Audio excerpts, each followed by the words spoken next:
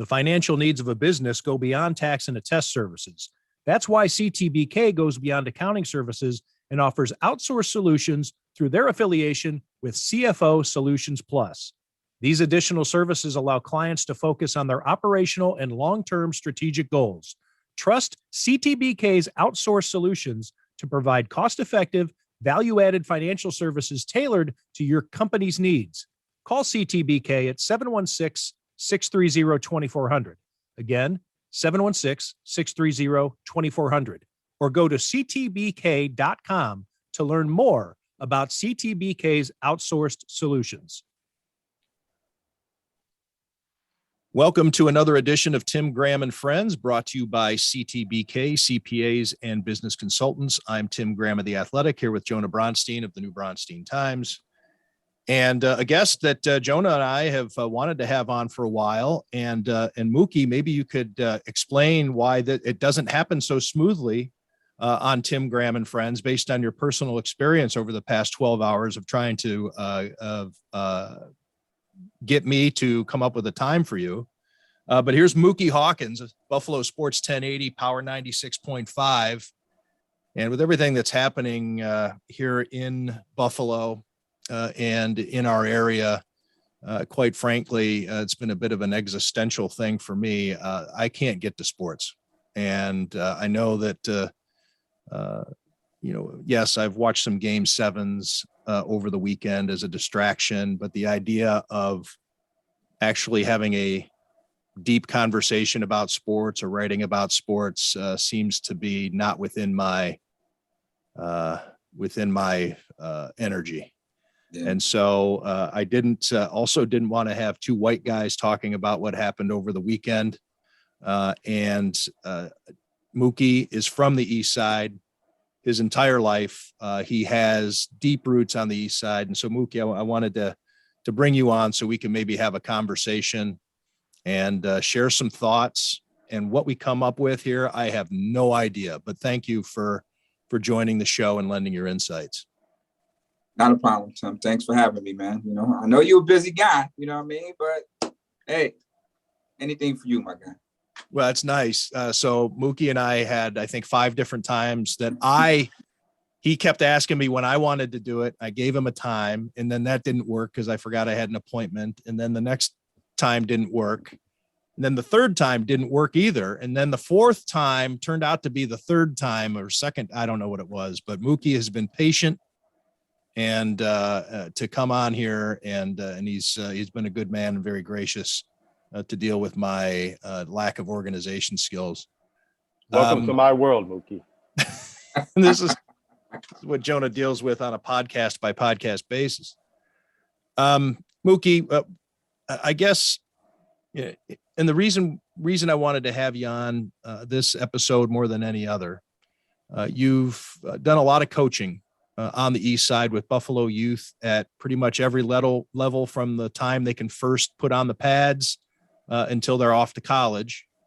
And I want to name some of these teams, these youth football teams that you've worked with, the Fruit Belt Rockets, the GC Cowboys, the Beast Elite Ducks, and then also at the high school level, and just the work that you've done. And you know this community. You know what this community has gone through. You know more than I can ever know what Saturday's impact will have on the East Side and Buffalo at large. So I guess I'll just leave it to you for your opening thoughts, and then I'm going to try to muddle through this and not embarrass myself.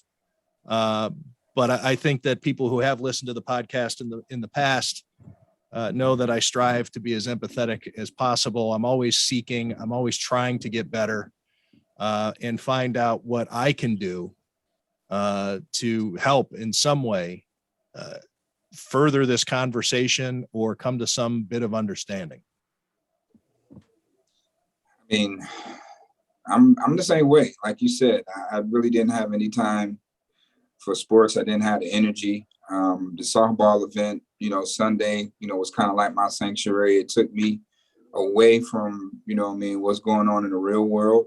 But when it was over, I was still left with, the grim reality of what's happened over the weekend, and it's still ongoing. It's just I shop at that Tops frequently. I mean, it's down the street from my house where I live. So, for that to happen and how it happened in the fashion that it happened in, it gives you a deep, empty feeling on. It's just I'm really at a loss of words still. You know what I mean? Like, is this real? Did this really happen? And why did it happen? That's the biggest reason. Like, why did this happen? What's the cause of this happening here? So it's no place in this world for hate. It's just no place. As a culture, we all need to find a place where we can understand each other's culture. And I think that's probably the biggest issue on understanding your background, Tim, my background, or anybody's background for that matter. So we can get a clear-cut understanding on each other's culture.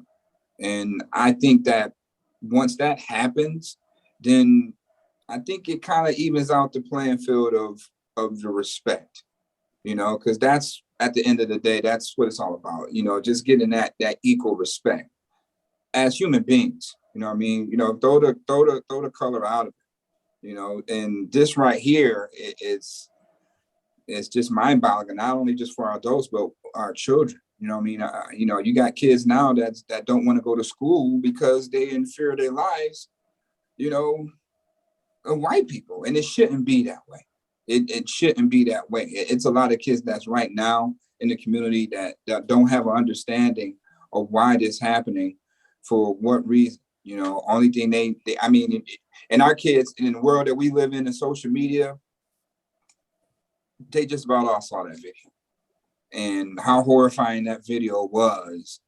It was just like a Call of Duty skit.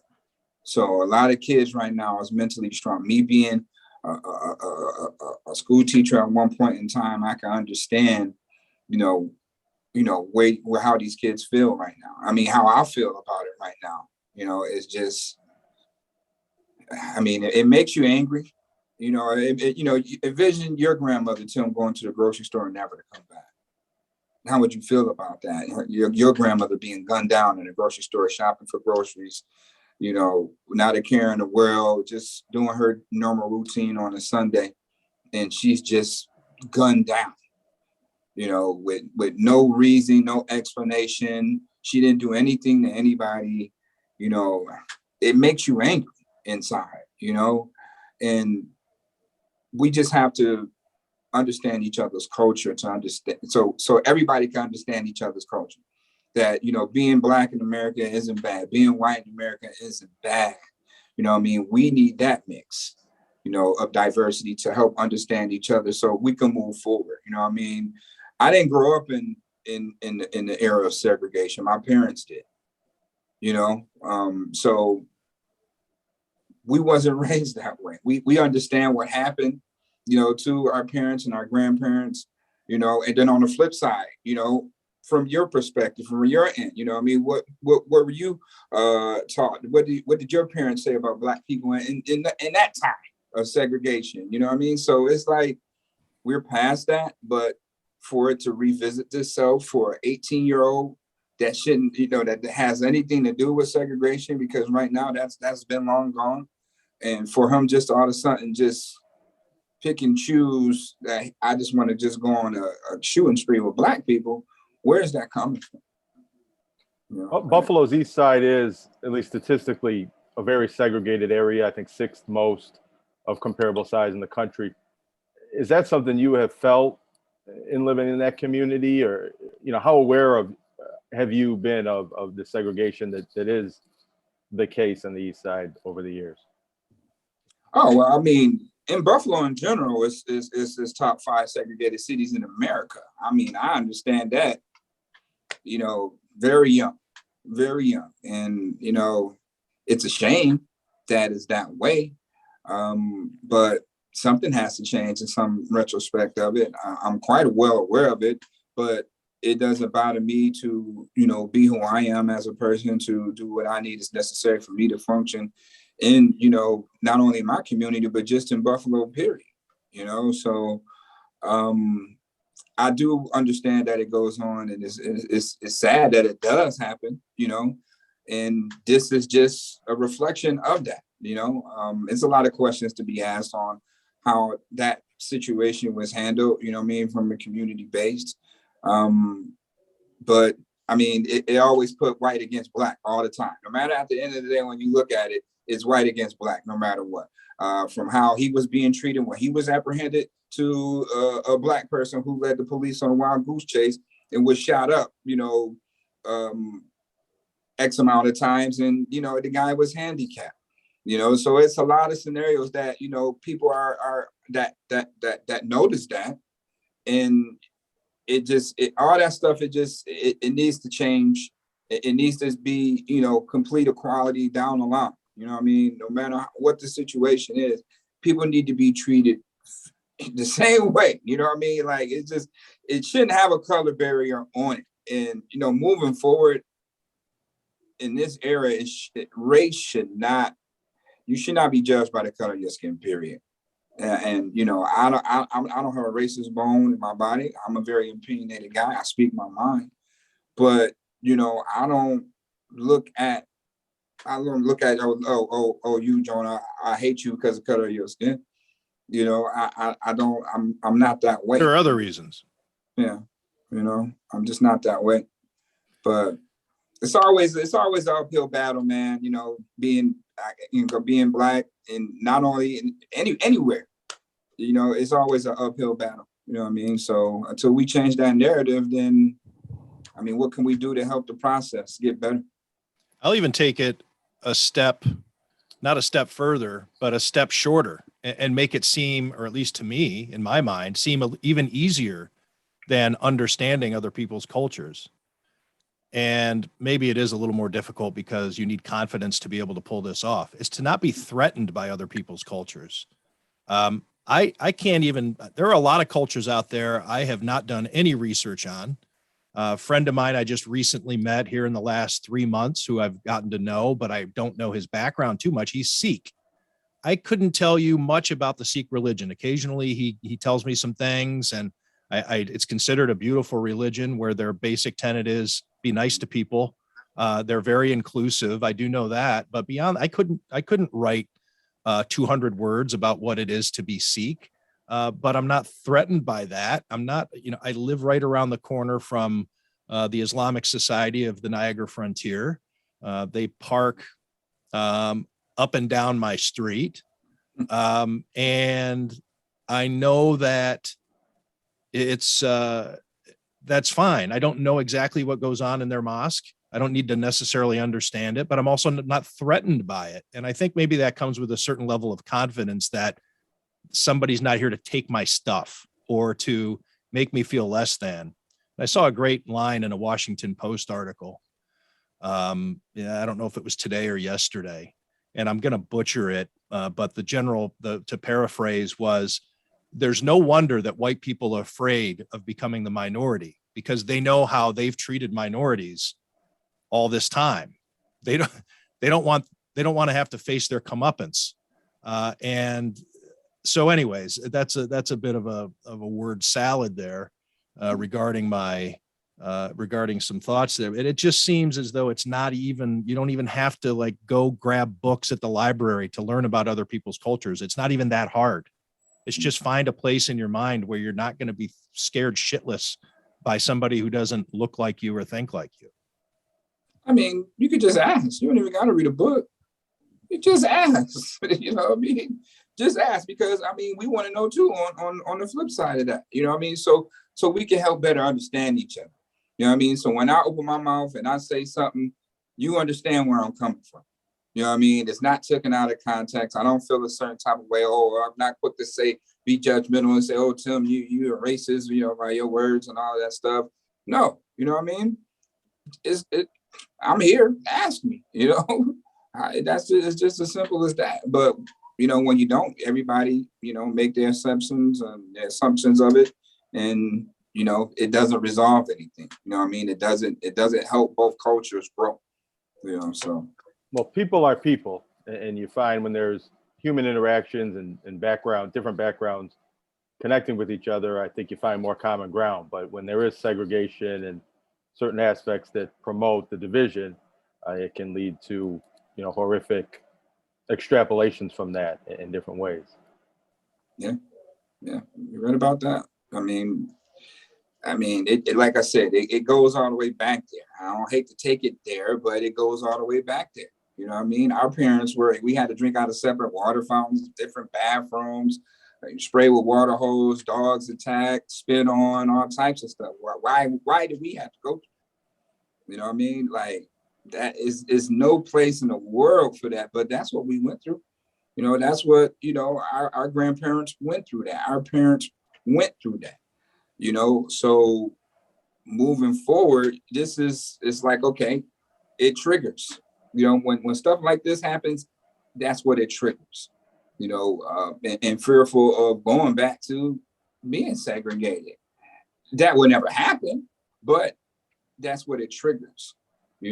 That's what Dr. King fought for. That's what Malcolm X fought for, and died for. And here it is, what, 50, 70 years later, it still goes on to an extent where someone can just go post at a grocery store and just kill Black people like it's okay. And one of the beliefs, there are different theories as to what happened with Malcolm X, but one of the prevailing thoughts is that it was payback because he was too outspoken about John F. Kennedy's assassination and his famous quote, "The chickens have come home to roost." Well, the chickens came home to roost on Saturday because that was what has been fomented and has been, and there's more. And this is something I wanted to get into, and maybe it's tricky. But actually there's 2 points I want to make. I'm going to make one. I want to, something that really resonated with me, of many things that have resonated with me over the last 72 hours, was the threat that was credible enough for the Amherst Police Department and other law enforcement agencies to post the warning on social media yesterday that there was a threat that between a certain set of hours that various shopping centers and Walmarts were going to be shot up and that Black people were going to be targeted. Now, as far as I know, I don't think these places closed, but I can guarantee you that because it said in there that Blacks will be shot, I can guarantee you that there are some people who read that alert and thought to themselves, well, I don't have to worry about that. Now that's, to me, and I'm paraphrasing and I may be stealing somebody's line, but that to me is the definition of white privilege. Somebody makes a threat like that and it's like, well, it's not me. I'm going to go ahead and pick up my loaf of bread and my flip-flops. But that is the type of those are the two different worlds that we walk in.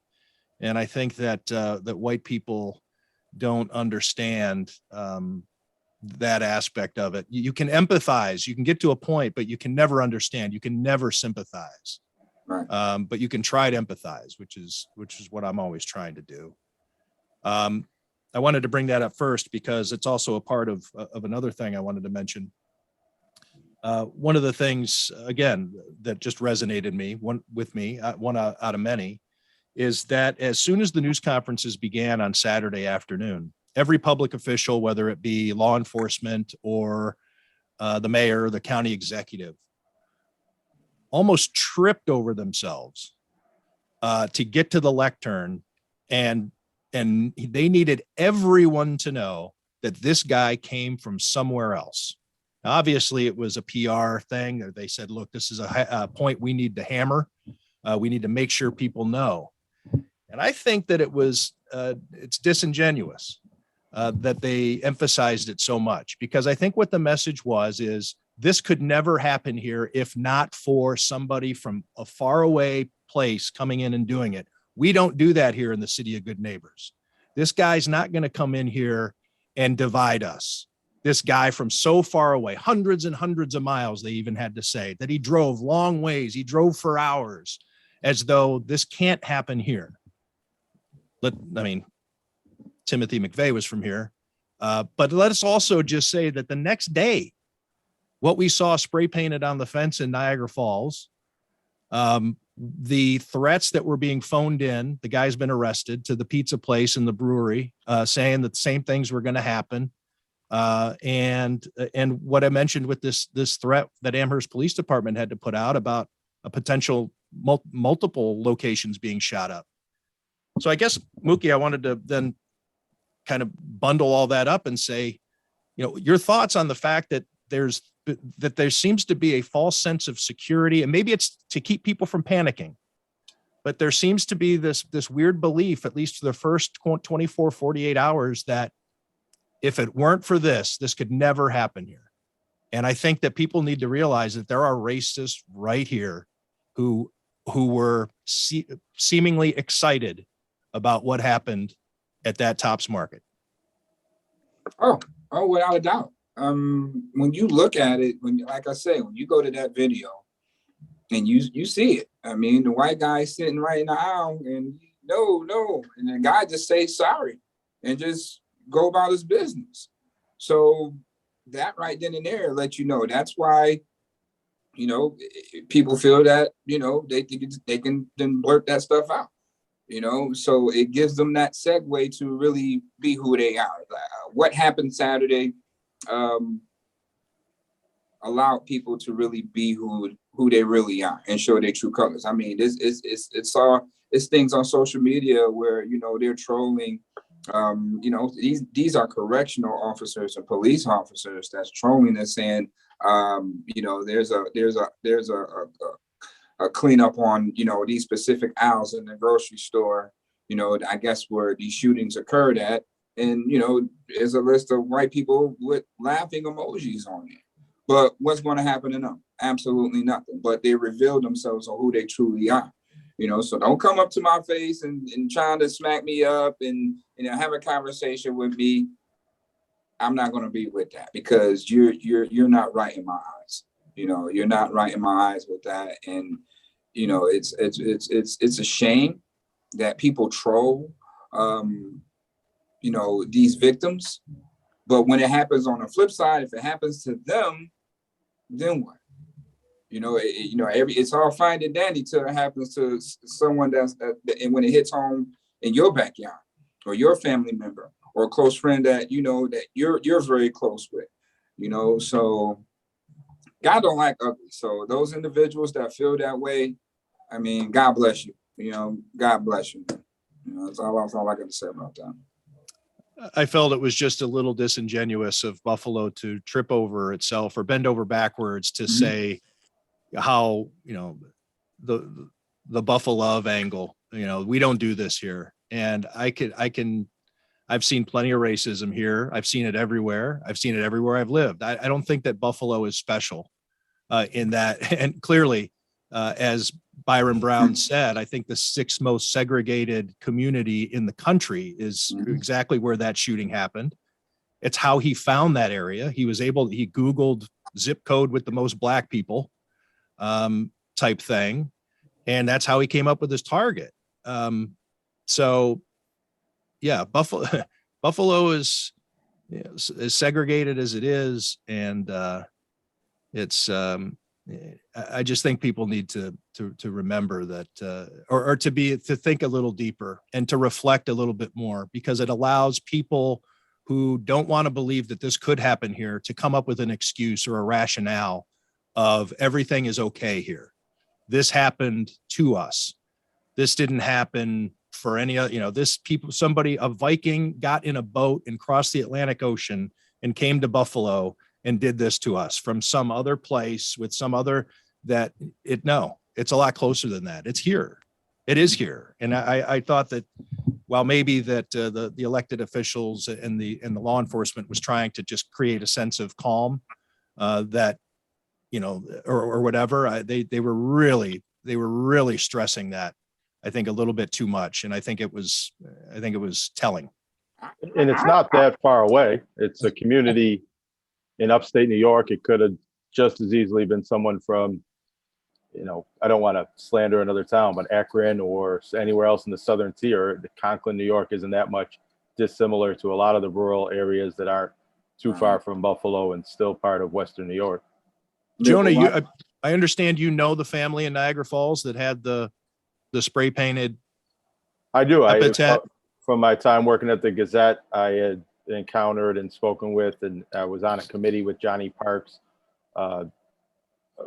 Back, I've met him several times, and his son Jordan Parks played football for Niagara Wheatfield, among other sports, and I interviewed him and wrote about him a time or two. I thought that, curious to hear what Muki has to say about this. I thought that was a very startling image to see yesterday in context, coming a day after what happened, and whether that was some sort of, the connection between something so, it's not as horrific as a massacre that takes so many lives, what happened in Buffalo. But to me, it was almost as disturbing to see it happen the next day and be so blatant and outward, and a day when everybody should be grieving and mourning and trying to come together, that someone felt the need on that day, on that morning, to further the divide. And Niagara Falls is a very segregated area. It's different than Buffalo. It's more of a small city that's, the demographics are very Black in the city, and then there's rural areas right outside the city. But that Niagara area is itself smaller than Buffalo. So it's kind of like a segregated city, even though it's different towns and different cities. And I was just curious to Muki, what kind of trauma that causes. Nobody lost their life in an incident like that, but I'd imagine that's it's hard to see, maybe not as hard to see, but it's equally hard to see as a lot of other things. Yeah, I mean, when you look at it, and you wake up and you see something like that painted on your fence or whatever, your house. I mean, once again, it makes me look at you funny, Jonah. It makes me look at you different, because who's to say that you ain't do it? I mean, that's what, who's to say that you ain't do that thing? You know what I mean? It's just that's what it brings. That's what it emulates. And that's where it goes back to, like I said, understanding, each other's culture. We have an understanding. I feel more comfortable to know it. That didn't come from Jonah. That came from some ignorant person that just, want to get a rise out of somebody because of the situation, whatever the case. You know what I mean? But you don't know where it comes from. Only thing we can do is who's to say it didn't even have to be a white person to do it? You know what I mean? It could have been somebody else from a whole nother culture. You know what I mean? But since that, we're putting Blacks against whites here, somebody might feel this is the opportune time to go ahead and do something like that. You know what I mean? But once again, if we don't have understanding of each other's culture, then how can we pinpoint it? How can we, even say who did that? I had an instance coaching Little League one year. I loved June. When we first started the GC Cowboys, they didn't want us out there. They didn't want us out there in the first ward. And one day we come to practice, we come early, and we see a black cane man spray painted on the concession stand saying that all N-words must die. And we called the news came out. They did a quick story on it. The news guy stayed the entire practice. And then, we were talking afterwards. As we were talking afterwards, you seeing people just come from out of nowhere, just like putting broken glass on the field and stuff like that. So, if the kids, we're practicing on the field and they fall, then they're going to get cut up by all the glass that they put down there. Or make it seem like, we're breaking bottles to the point where we'll lose the park permit and we won't have a field for the kids to play on. This was in 06. This was 16 years ago. So, I mean, where does it end? Nothing's being done about it because there's no laws that's put in place for it to, put a head on it, put a cap on it, if you will. And the only thing this is going to do, if it continues, is just, hey, at some point, you hate to say it, but what happens when somebody get fed up and want to fight fire with fire? Then we just going to keep going back and forth. For what reason? Why is the reason? Why? All this stuff is senseless, is pointless, doesn't make sense to me. And, we are supposed to come together and love everybody, man. You know what I mean? Take the color of your skin out of it. You know what I mean? We all bleed the same on the inside. We just about have all the same organs on the inside, man. And, you know, at the end of the day, colors shouldn't be separated in this day and age. You know what I mean? It shouldn't be, but it's obvious, but it shouldn't be. What can white people do to make it better? And I know that I don't mean about Saturday. That can't be made better. I'm talking about moving forward. And I think that we get comfortable in our lane, in our homes, in what we're doing in our day-to-day life. And I know that this came up, you know, with the George Floyd murder, a lot of introspection that I had and reading articles in which it really took into account. It's not enough to be not racist. You have to be anti-racist. And it's not just enough for me to say, I'm not a part of the problem. And to feel bad because, hey, I'm not part of the problem. I wish I could do something about all the other people who are part of the problem, but I'm not part of the problem. Well, there needs to be an extra step, I think, or else this is never going to stop. So I guess, Muki, what would your suggestion be to your white colleagues, your white friends, about ways to, or maybe even not friends? You know, there's probably people hate watching this right now that are pissed off at these bleeding heart left wingers talking to this black guy and trying to stir shit up. But what would you say? What can we do to in a day-to-day way to improve things? Hey, just if you got a question about it, ask. You know what I mean? It's a way to ask people about, you know, I mean, you can never say, you know how I feel, because you don't, you know, and that's like the quickest escape word that someone would say to somebody. You know what I mean? I know how you feel. Don't say that, because that's kind of insulting, because you don't. And I never will. You know, I never could. You know, so it's kind of funny, because something happened to me yesterday. I feel like I was profiled yesterday, you know, just because I don't know if it's the glasses or how I have my hair, but, you know, I'm down there and, you know, doing my journalist stuff. And I go behind all the national media tents. They got all the national media tents down there. So, you know, I'm just cutting through. I'm not even sticking around. I saw the mayor. I cut through. I spoke with the mayor. And then, you know, I made my way out to talk to, you know, the people in the community. So as I was going back, you know, to my vehicle, I was stopped. And, you know, the guy asked me, hey, you know, are you credentialed to be back here? So, you know, I had to show him my microphone, my flagship and all of that.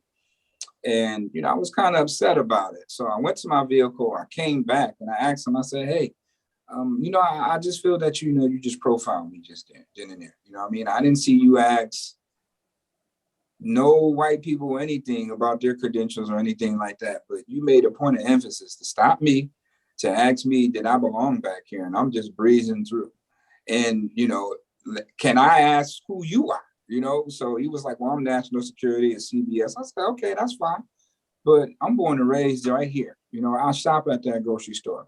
Right now, we're standing in a vacant, abandoned lot. So when y'all gone, nobody's going to give a rat's ass about standing across the street from Tops. But you make it a point of emphasis to tell me or ask me what's my credentials here. And I'm local media here. Oh, I'm sorry. Oh, my daughter-in-law is black. Okay, all right, stop. You know, your whole approach, I feel, was just wrong. You know what I mean? And I kind of feel that you profiled me in that way. So he was apologetic or whatever the case may be. But you know, that's one thing right there. Like you said, Tim, that the white privilege thing. Like he just felt that I didn't belong back there. And ask me, you know, what am I doing back here? But you ain't ask anybody else the same questions you asked me. You know, everybody was just free to walk through and cut through as they may. Opposite skin color. So, you know, that stuff like that. And then once again, he's an old white man. So it takes you all the way back to segregation and the things that he was accustomed to back then. You know, I mean, I understand that the laws have changed, but people's ways hasn't changed. Right. And that's the issue there. You know what I mean? The law has changed, of course, but that doesn't change people's ways on their perspective on Black people, especially, you know, if they grew up in that segregated time. How do you change that? How do you just flip the switch like that? You know what I mean? After, you know, doing, you know, I mean, you can take it back to hazing, you know what I mean? Just hazing Black people, you know what I mean? Back in those days. To now just, okay, that's water under the bridge, but I did do that. But you still have those tendencies, you still have those ways. And I guess I don't want to say that's cool, but that's what you were accustomed to. That's how you was brought up. So it's kind of difficult to try to change that now. You know what I mean? I don't want to say it's like a bad addiction and it's hard to kick, but it kind of seems that way in so many words when you look at it like that. You look at the age dynamics, you know, you're set in your ways on how you say things to people.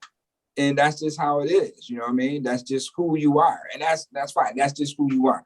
But me, I'm going to let you know about stuff like that. And then let's have a conversation, you know, so you can understand where I'm coming from. I understand where you're coming from. And once we get an understanding, maybe you might do things a little bit different when you approach the next Black person on something, you know. Muki, I just want to ask you regarding that that exchange, that interaction that you had with that law enforcement person. So it sounds like it turned out okay, that maybe he learned a little something. I mean, who knows if it sticks, but it sounds like you handled it diplomatically and it had a somewhat satisfying resolution, somewhat. But when you've gone to your car and you have that thought in your mind that clicks, I want to go back to this guy and talk to him. That's dangerous right there for you. And I'm sure your heart race is going a little bit because you don't know how he's going to take it. Even though you have good intention and you want to approach this and have it be a teachable experience or a moment that you can compromise or have a meeting of the minds. But what's that like for you as you're taking those steps towards this guy? You have to be ready for anything. I'm ready for it. I mean, I'm comfortable. Like I said, I'm in my community. And like I said, I'm a very opinionated guy. I don't care where I'm at, you know, but it was just the time I felt that it was just the time to address that, especially what's going on. I'll be damned. And that's not to say you shouldn't have said it. You should have said it. But I think that a white person in that, you know, we hear about Karens, you know, in today's, you know, all these, there's this belief of entitlement. Like I deserve to know this answer. And, you know, I think, again, it's a white privilege type thing, but you walking back into that situation for you, not maybe you, but anybody who looks like you, you don't know what's about to happen, and you're not going to be received like somebody else would. Right. But like I potentially said, it goes to the approach, you know, it goes back to the approach. I didn't approach him in an angry way. You know, I channeled that. You know, and the same tone I'm talking to you is the same way I spoke to the guy. I said, hey, and I kind of feel that you profiled me back then, you know, and now let's have a conversation on why did you stop me? You know, it didn't oppose you not asking everybody else the same question that you asked me. And, you know, oh, well, my daughter-in-law, she's Black and all that. Okay, I don't want to hear all that. This is me and you talking on what you said to me. And this is what I feel. This is how I feel that you address that situation. I feel like you profiled me. You know, what is it? Like I said, is my hair, is my glasses. You know, I don't fit the mold. I don't look like I belong back here, you know? So, you know, we had that conversation and, you know, we got an understanding of it. I'm cool with it. And I knew that nothing was going to happen to me, you know what I mean? But it's always in your approach. Now, if I would have approached him with hostility, if I would have approached him with anger, then, you know, maybe he could have felt that he was threatened being in the position that he is as national security to do whatever he felt to do to protect himself. You know what I mean? At that point in time, I'm aware of that. But once again, I'm in the heart of my community. I was very comfortable with whatever I was set to do or say at that point. Good. I'm glad you did. Jonah, I know that you had some other questions. I didn't want to hog up all the time. Yeah.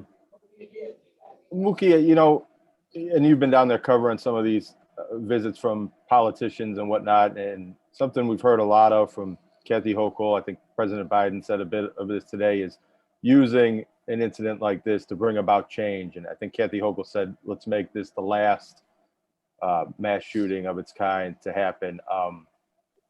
You know, how do you feel about the realisticness of things changing like that, ability to change the tide, whether it's with racism? And I think the gun laws in our country and the gun culture in our country is also a big part of this. Do you feel like things could get better from this point?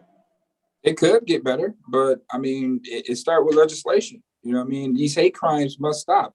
And if it's a point of emphasis to know that, okay, if a hate crime is committed, then it should be a severe penalty, a very severe penalty. I mean, I didn't mind how they did it old school. If they feel that you did something, they took you out back and they had the firing brigade. You know, if it fits the crime, man, you know, so be it. Something needs to be done of an extreme magnitude of hate crimes. Is no place for it. It's just no place for it at all. You know what I mean? That guy, he killed elderly people. It wasn't no young people, you know, that he killed elderly people, 60 years old, 80 years old, 70 years old, 50 years old. I mean, think about that, man. You preyed on innocent elderly people. That's like going into a nursing home and just going off. I mean, if that's not hate at its highest degree, I don't know what it is. And it needs to be laws put in place for that. I mean, I know New York State laws are different, but I mean, hey, you kill 10 people like that, I feel that the death penalty should be talked about. There's a federal death penalty, and I'm sure he'll Yeah. face it. I know I took a little bit of heat on Twitter for, you know, I'd push back. I don't think, and I'm willing to have this conversation. I think that obviously the degree, the percentage chance that that Gendron makes it out alive if he's not white goes way up. But I'm also not cynical enough to believe that those police officers, knowing what they knew on those scanners, the adrenaline going, knowing that there are mass casualties, faced with someone with an assault rifle wearing full body armor, I'm not cynical enough to think that police consciously said, I'm going to pull some punches here because this guy's white. I do believe, though, that it does happen an awful lot of times where people get taken into custody without a blemish on them for very serious acts, where people selling Lucy's outside of Bodega get strangled to death. There's a distinct difference. But it's so I tweeted that there was an article, and the Buffalo News did an article, and it was a great article that looked into the frustrations of a lot of people that he was able to walk out of there alive and be, you know, without any speed bumps on his head, at least. Nothing. But I said that I thought that was good because as much needs to be learned about this guy and from this guy as possible, and then kill him. You didn't have to kill him there. Don't let him kill himself. Let's get through the process. Maybe he has things that that we don't know about, information that could save lives in the future or help figure out why he did this or how he did it, and then kill him. You know, after a court, which obviously there's so much evidence, the federal, you know, hate crimes and you know, all those different things that could be at play, and then he can get executed, just like Timothy McVeigh. So anyway, I took some heat for being a little crass with the idea of this guy, of us killing him, but I'll live with that. I think I'll sleep fine. Well, that's how it's supposed to be. What's abnormal is and how frequent it's happened is how black suspects get treated by police or have been treated in high profile cases. That's what's not supposed to happen.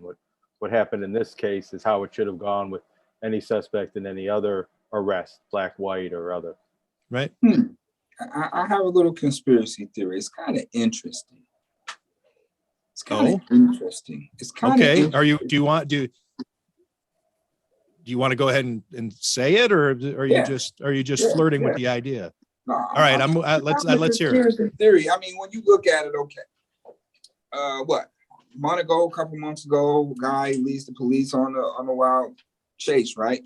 And they're saying that he's shooting police officers left and right. Come to find out, this guy is a handicapped guy. Downtown, right? You're talking about that one? Yeah, he's a handicap. No, not downtown. The one that led the police on the goose chase from West Seneca to everywhere. Okay, that one. And then they closed him off on Ferry and shot the car up. Come to find out, this guy is handicapped. He's in a wheelchair.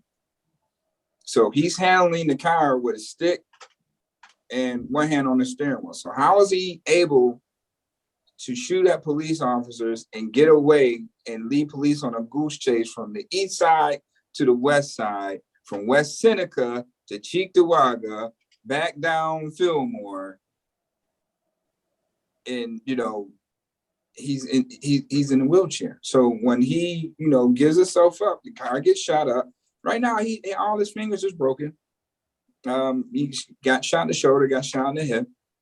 And, he has all these attempted murder charges for, shooting at police officers, right?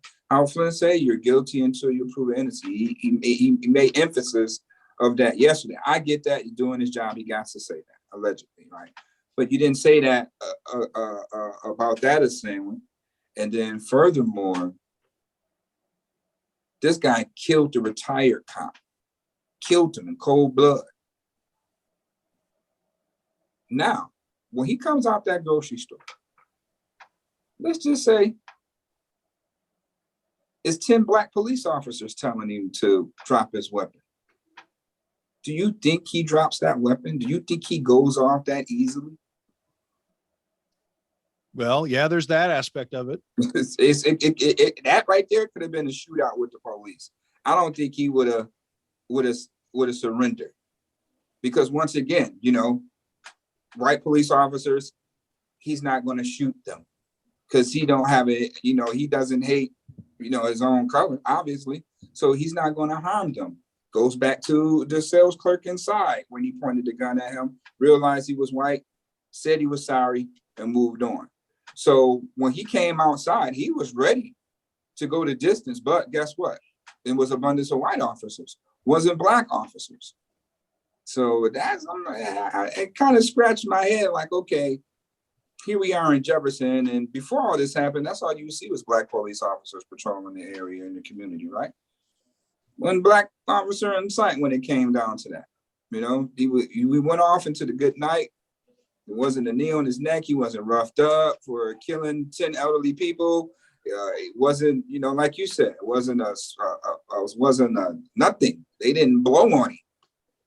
They just handled him so gently with care into a police car after killing a former police officer and 10 elderly people.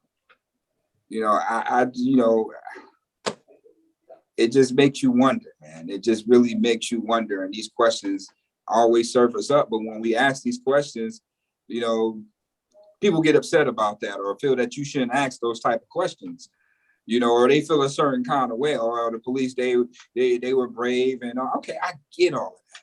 But you didn't comply. He complied. You didn't comply. That whole argument.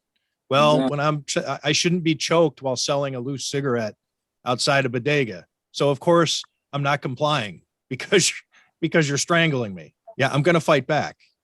Right. I mean, this happened in Buffalo when the cops killed somebody on the west side, chased him down and shot at him. So let's not act like this is not happening right here. It happens on Chippewa. So let's not act like this isn't happening. What I mean? So for that to happen, I don't know, Muki. I saw the coverage on Saturday. They said that this guy came from far away, and if not, then everything would have been just fine here in Buffalo. There would have been no racism. City of good neighbors. Yeah. Going down to the fruit belt and, you know, guys getting in their pickup trucks out in Clarence and Elma and driving into the fruit belt to help clear people out after the blizzard. You see that all the time, right? Yeah, we see it all the time. We see it all the time. But I get that, but it's still one of the top segregated cities in the country without that even happening. I was being sarcastic. I know you are. I know you are. But that's kind of what the image that was trying to be struck on Saturday is just like, and you know, hey, we do have a lot of good things going for us, but I let's not be naive or Pollyanna about the issues that we really do have here and everywhere. This isn't a Buffalo thing. I'm not shitting on Buffalo here. You know, town that I'm from, Cleveland. I've lived in Boston. You know, I've lived in happened in Vegas. You got these progressive Southwest cities. It's everywhere. It's everywhere. It's definitely. And it's just allowed to float by because people don't say anything or do anything. Muki does bring up an interesting case with that car chase. I don't know if I'm confusing it with another one that happened on the 190 and ended downtown, but from reading about one of these two, there were parole officers that got suspended because this was almost a targeted instance where they went chasing after this person because of perceived threats that may have been made to another parole officer.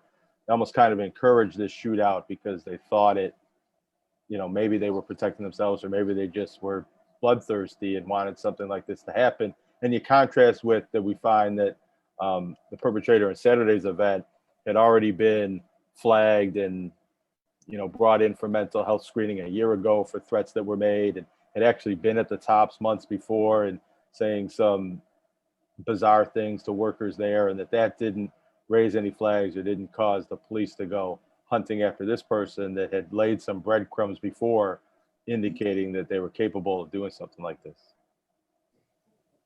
Yeah, I mean, it's just, all in all, it's just sad. And this is just, I don't know what to say, like cherry on top of it, because the guy just, I'm still scratching my head on why Buffalo? Why did you choose Buffalo? You passed so many other, you know, Black neighborhoods to come to Buffalo. Why Buffalo was the target? Okay, miss me with the area code and all that stuff. It's deeper than that. To me, it's deeper than that. It's deeper than that. And if for him to get evaluated, for him to be evaluated in 15 minutes and everybody says nothing wrong with him, then something is wrong with the evaluators. So they didn't see that.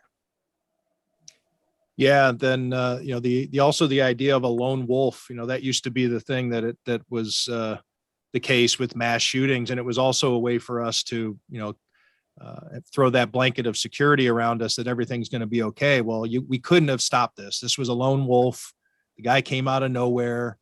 He lived out in a shed out in the woods, and he was building homemade explosive devices, et cetera, et cetera. Well, when you've delivered a threat that your teachers have heard and you go to law enforcement, you're supposed to be in the system for New York's red flag law. And for some reason, he was still able to buy a gun. It's, you know, the whole idea of the lone wolf is out the window. There were people who could have stopped this along the way, Right. or at least made it a lot harder, and didn't. And, you know, the online community that's out there. Yes, he was probably alone in his bedroom, you know, devouring, you know, he said in his writings that he had no personal contact with anybody. He was just a loner. Yeah. So he was a loner, but he had this internet community, this information. And I also want to just throw this out there. I mean, the kid's 18. Yes, technically an adult. How does he have the means for a car and gas money, which isn't cheap these days, and guns and all the ammo and all the stuff that he needs? Where did he get the money for all this? And don't his parents wonder at some point, where's Peyton? He hasn't been home in 2 days. I mean, yeah, maybe he's at a friend's house, but, or whatever lies he may tell to get out of it. But, you know, this is a guy with a troubling track record that his parents know about, and they have to know he owns guns. Well, maybe I shouldn't assume that. I mean, who knows how secretive the kid was, but I'm guessing. How as parents, do you miss all of this? Right. That this kid just evaporates for days at a time to go scout out shooting locations, even if he's driving, he's either staying overnight or he's driving 6 hours round trip in addition to his recon. And he's done it at least twice that we know about because of March. We found that he was here in March and almost got busted. It's amazing to me how somebody could just let their child go off the grid so much without any kind of curiosity. Right. I mean, at the end of the day, you live with your parents. Your parents should have an inkling of what your kids are doing. At 18, I'm going in my son's room and I'm checking all the time. Hey, as a parent, I'm a nosy parent. What are you doing? Like, you know your kids. Like, you know, they DNA wise, they are you. You know what I mean? So you know what your child is capable of before they even do it. You know the facial expression that he's making because that was once you. You know what that looks like. You know what that person is about to do. I have those things about my son that he cannot stand. You know what I mean? But I guess it's just an old cliche thing, you know, when your parents are saying, you know, don't do it. I know what you're doing before you even do it. You know, that's not to say, Muki, that his parents actually could have envisioned him doing exactly what he did, but they had to know that he's off enough and has the means to do something really awful. Oh yeah, even if it's to kill a dog or to kill, to whatever, shoot at people and not hit any of them. There's all kinds of terrible things that are of a small degree compared to what happened on Saturday that his parents should have at least have been, had on their minds. The New York Times talked to some of his classmates and they had mentioned that he had some disturbing behavior in the last year and that he'd gotten more isolated. I think he showed up to school in a hazmat suit one day in the past year. And another thing from that article that really struck me is one of the classmates casually talking about how, well, we all play with guns in rural New York. That's just kind of what we do for fun. And that's, this is a horrific incident in a lot of different ways. And the racism layers is maybe the worst part of it. But at the same time, this isn't a freak event. It's a freak event in Buffalo, but this is, I think, there have been more than 200 mass shootings in the United States this year alone since the start of the year. There haven't even been 150 days in the year. We're in May. So there's something like this happens almost every day somewhere in the United States. It's not always of this magnitude and not always in a big city or a grocery store or anything like that. But there is a dangerous activity with guns every day of the week, every day of the year in the United States. There were 3 Friday and Saturday, 3 major ones, out in Laguna. What's that?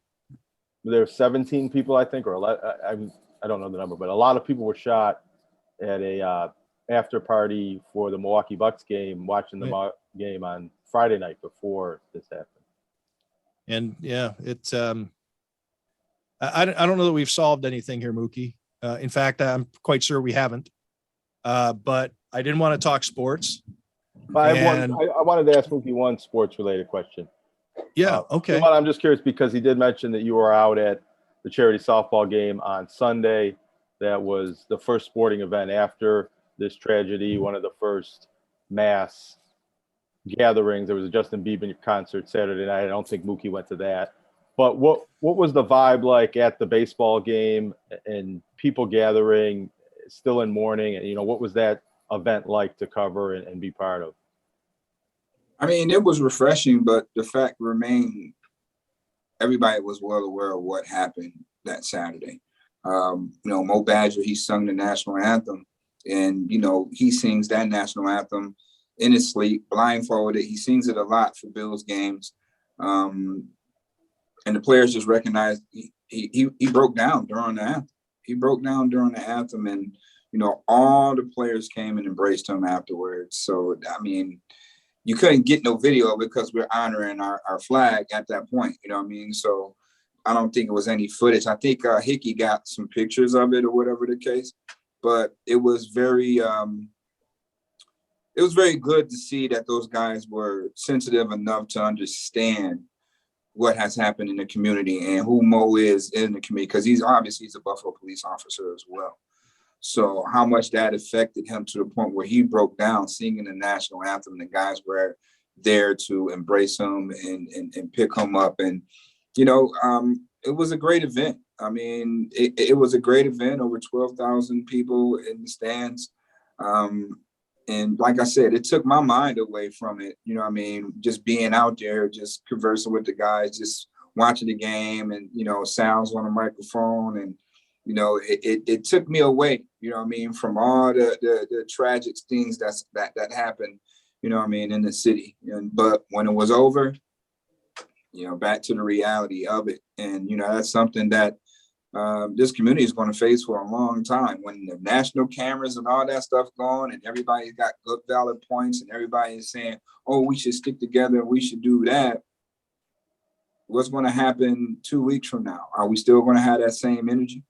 Are we still going to be proactive on making sure that something is put in place or it just doesn't happen?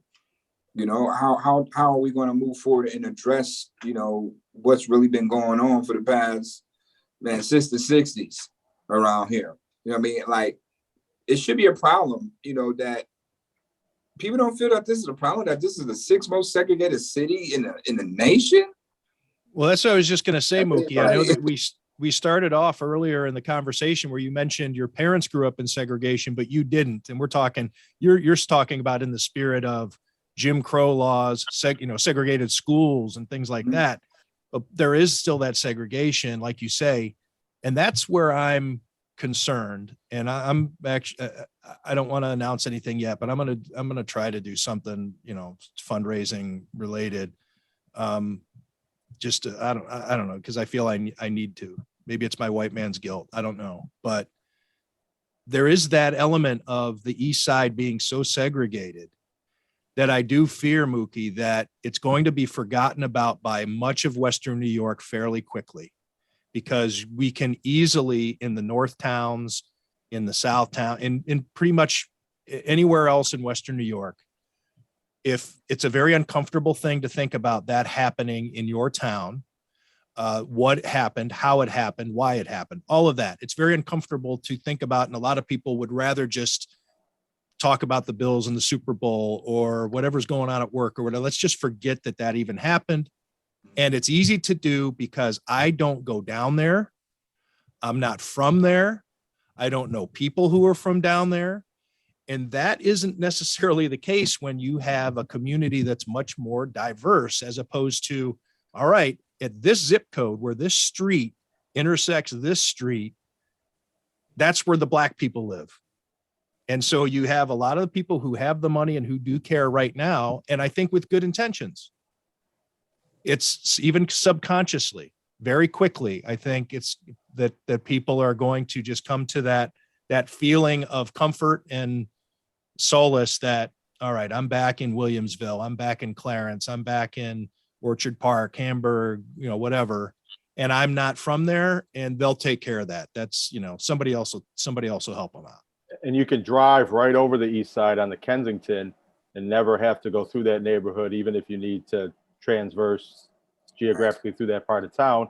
And that highway being built is part of the reason why the communities are segregated in the way they are, and why that community, that East Side, has been economically disadvantaged over the years since that Humboldt Park area was split by the highway. All right. And then when you look at the dynamics, Tops is the only supermarket that's in that area. There's no other grocery stores there. And people had to fight to get it there. Tops didn't really want to build a store there. It had to be kind of a political movement to even get a grocery store in that food desert. Right. So now what do we do? I mean, I get that they want to open it up, but who's going to work there? They had issues of hiring people that wanted to work there before this happened. So I'm not sure if anybody's going to want to work there. I'm not sure if anybody's even going to want to go back inside of there, after, knowing what's happening. And then on top of that, everybody just saw the video. So why go through that type of trauma? So I don't know what's next at Tops. I don't know if they need to move it, put it somewhere else. Rename it. Yeah, something, because This is definitely, a thought I've had, and I don't really care. I mean, Tops is a corporation. It's not a victim in all of this, technically. But one thing that I do notice, every bit of this coverage has that Tops logo in it. All the photos, Victor Blackwell is standing right in front of that Tops sign. I mean, it is going to be connected, whether it's the Tops in Cheektowaga or the top, whatever. People now know around, because Tops is not a worldwide brand, but Tops is now known. And this is a company that was dangerously close to going out of business a handful of times. They faced bankruptcy. They've been in trouble. And I'm just curious. And again, that's an aside, but I'm curious what this does to Tops. it's tough. I didn't Man. mean to distract from something more meaningful, but it is something that I do notice in every photo or every scene. It's that big red Tops logo is so prominent right behind, because that's the only way you can stake that I am on the scene. I am here from NBC. There's no Buffalo skyline right there. You know, it's got to be the Tops to show that this is where I am. I think Muki, the store has go to ahead, Jonah.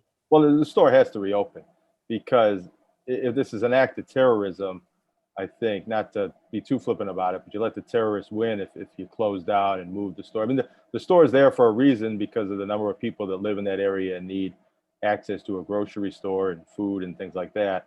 And not that it'll be a triumphant occasion, but I think it'll be a bit of healing and closure when that store is able to reopen and things can somewhat get back to normal. But as Muki said, that was a traumatic incident for a lot of people that live in that neighborhood, the survivors that were in that store and were lucky enough not to get shot, but had to deal with that fear and everything that happened there.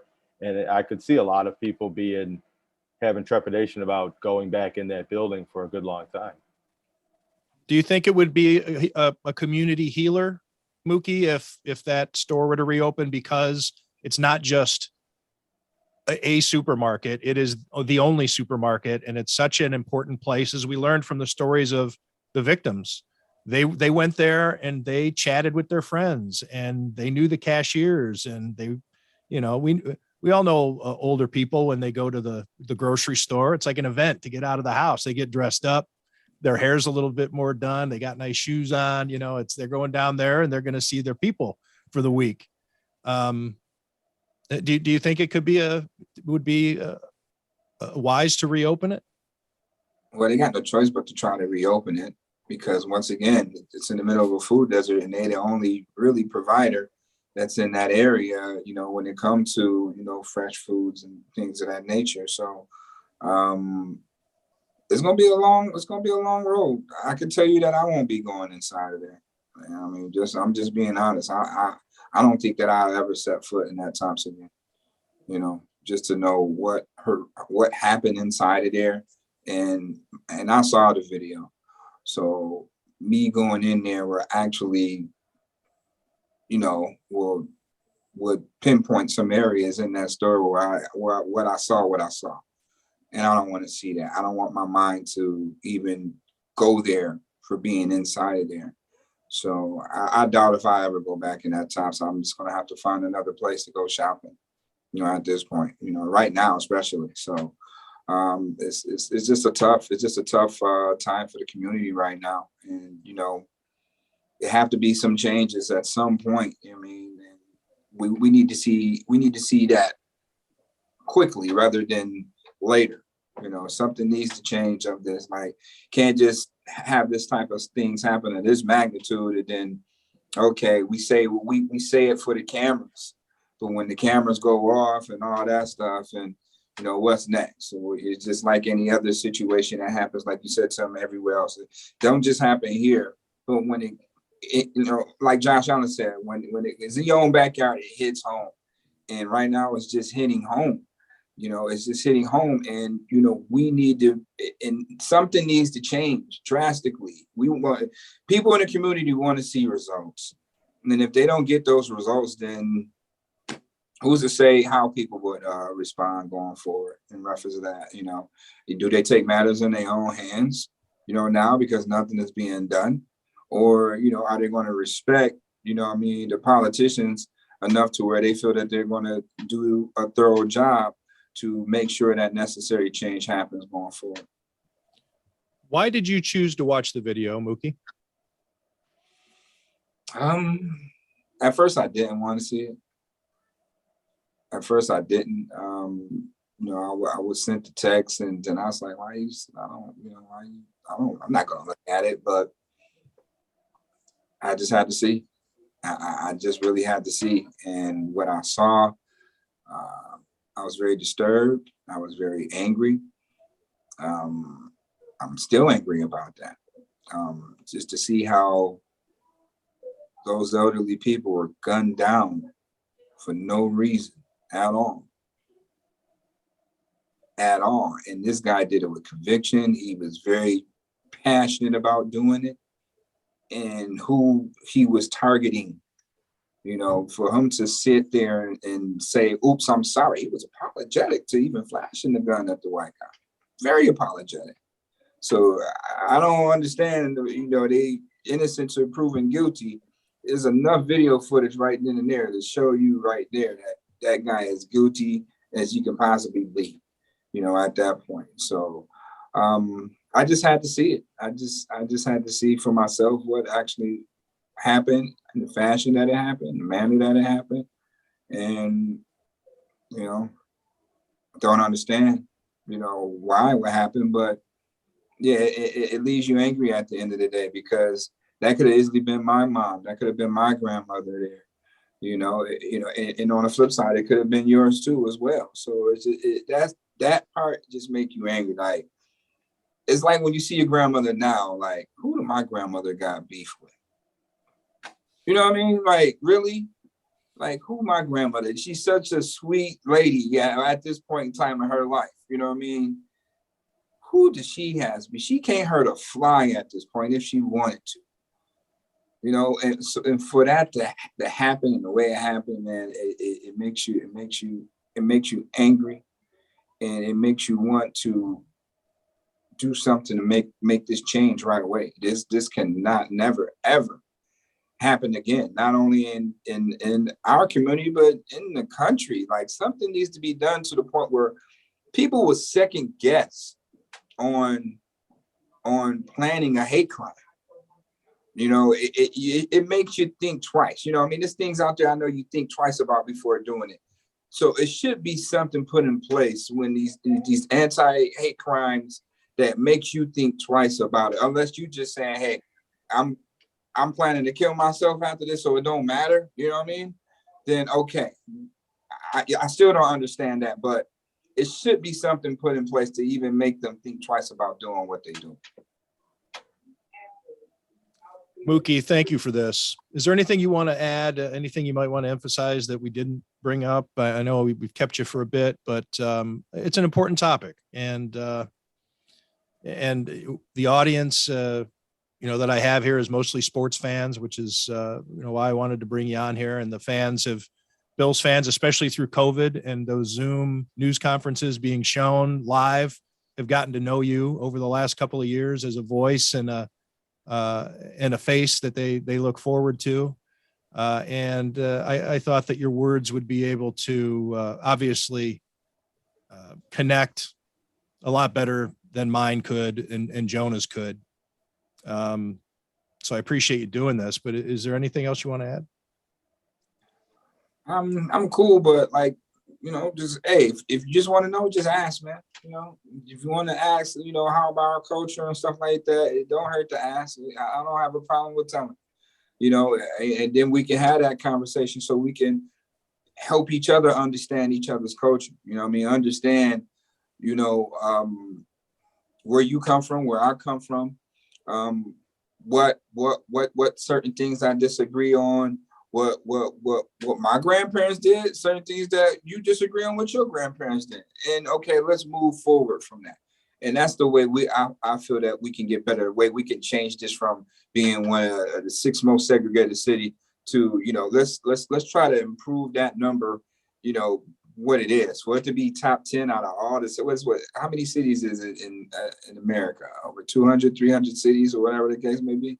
And we're in the top 10. that's very sad. You know what I mean? I mean, Bills games brings us all together. You know, I can say that. You know, sports brings us all together. It's not a bad bone in anybody's body. We're all wearing the same colors. You know, at the end of the day, when it comes to that, you know what I mean. But when the game is not being played, how do we treat each other? You know, so if you want to know anything about my culture and understand, you know, who we are and how we do things, hey, just ask. You know what I mean? And it's cool to ask because you don't know. You know what I mean? We respect that more, that you're asking those type of questions instead of just having a preconceived notion on who Black people are based upon what was said back in those times. You know what I mean? Because now we're in a different time where, you know, we are together. We are going in them same bathrooms. We are eating and dining in the same, you know, restaurants and stuff like that. So, you know, things are different from what they were back in those 60s and 70s. We gotta kill that narrative of that and help better understand each other culturally. So, you know, so we won't have no hate amongst one another. You know what I mean? Not only Black and whites, but Latinos and everybody. You know what I mean? We need to understand, you know, everyone from a cultural standpoint, you know, to have growth, you know what I mean, for one another, to respect one another a little bit more better than what's going on right now. Did I say anything misguided that I shouldn't keep saying? See, I like asking those types of questions. I had a conversation like that with Micah Hyde, in fact, at one point. And I was like, I don't know what I don't know. Like, I don't want to keep like, well, how am I supposed to do this? It was after George Floyd and he was searching for things. And, you know, the pandemic was just in full force and he was wondering whether or not he was going to report to camp, mini camp, I think it was. And he had just had a child and we started having a deep conversation. And I said, I think it is, I agree. It's liberating to admit you don't know. And as opposed to pretending like you do, because you think you're going to look stupid if you confess being ignorant about something. But I remember having a conversation with him. I'm like, how am I supposed to do this? And he told me some things about, you know, how to be proactive. And so, yeah, we just spoke for almost an hour and a half here on a delicate topic that I could step in it probably 100 different ways by saying something misguided or stupid or ignorant. So right. You didn't call. I don't know if you weren't calling me out because you're just being a gracious guest or I actually made it through the minefield. You know, we cool. I mean, you know, like I said, I'm a very opinionated guy and I'm quite sure you guys know that by now, but just ask, you know what I mean? It don't hurt to ask, man. You know what I mean? And, you know, it don't hurt to ask, you know what I mean? It just doesn't. No, it just doesn't. Because I'm an ass as well. I want to get an understanding, you know what I mean, on where we are, on how we do things. And, you know, and that's just that. I'm not racist by far. You know what I mean? I don't judge people by the color of their skin, you know what I mean? But actions definitely speak more louder than words. And, you know, as men, we should be able to talk about our issues and come to some sort of understanding where, you know, a job still has to be done. But at the end of the day, we're going to respect one another as men and as human beings. Muki Hawkins from Power 96.5. Very kind of you to join us here. And so thank you. And thanks to everybody for listening to Tim Graham and Friends, brought to you by CTBK, CPAs and Business Consultants. Thanks for having me. CTBK is more than just a full-service accounting firm. They are one team with an innovative approach to accounting and rise to each new challenge with collaborative problem-solving skills. CTBK goes above and beyond by lending helping hands in the Buffalo and Niagara community through volunteer work and donations, and is partnered up with Victory Sports for 2020 and 2021 to keep kids in the community active. The professionals at CTBK are determined to help individuals and businesses succeed. Whether a large corporation, a small business, or somewhere in between, call CTBK at 716-630-2400. Again, 716-630-2400, and see what CTBK's one-team approach can do for you.